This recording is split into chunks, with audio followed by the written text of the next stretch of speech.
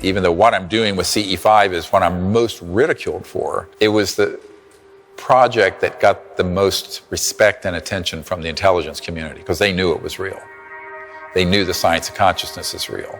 They knew that these ET civilizations utilize communication technologies that interface with thought and telepathy and consciousness. They all know this. This is an open secret in the intelligence community.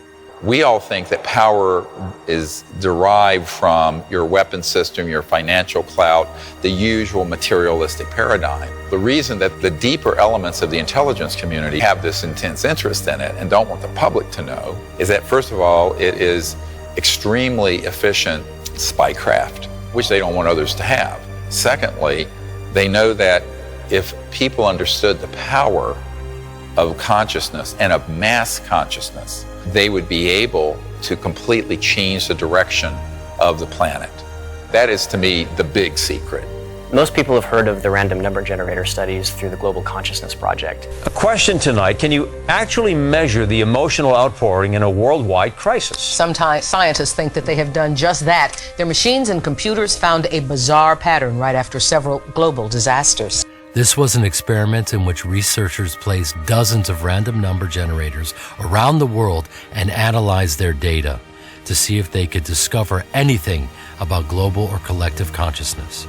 On September 11th, a few hours before the first plane struck, this network of random number generators became more coherent, less random and more coherent. It may sound bizarre, but Dr. Nelson and his team have been at this for the better part of a decade. The first spike showed up in 1997 with the death of Princess Diana.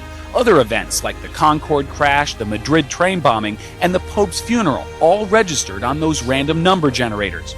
But early on the morning of September 11th, the data went off the charts. The odds of this being a coincidence is less than 1 in 100 billion. This shows there is a deep relationship between collective consciousness and the physical world. Sociology studies of meditators, where they go into a community, say you have a town of 200,000 people, and they would send in 1% of the population equivalent, 2,000 people, to go into deep meditation. And they found that emergency room visits declined, violent crimes declined, robberies, all kinds of negative behaviors declined, even though those people didn't even know they were in the city. Because there is this resonant effect through the force, if you want to look at it that way, through this entangled, interwoven consciousness field. And people who didn't even know these meditators were there became more ordered, more peaceful, more happy, etc., and so on. This was actually based on the studies done in quantum physics in which a container of helium was cooled down to absolute zero. When only 1% of the helium became aligned to coherent, the entire container went through a phase transition, instantly shifting into coherence and taking on almost magical properties, a state called superfluidity. So there was this transformation at that 1% point.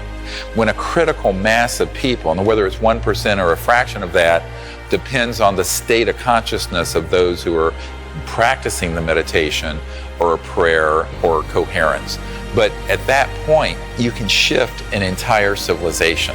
If we all become coherent, just 1% of us, like a molecule of helium, and we become aligned and coherent and move in the right direction, it will transform the other 99%, even though they don't know that we're doing it. And that's the beauty and the power of the structure of non-locality in consciousness, is that it's all interwoven, but there's enormous power when you're operating at that deeper level of consciousness. And that the intelligence community is very much afraid of, because that's something, A, they cannot control, and B, it would transcend their ability to alter the outcome. The total number of minds in the universe is 1.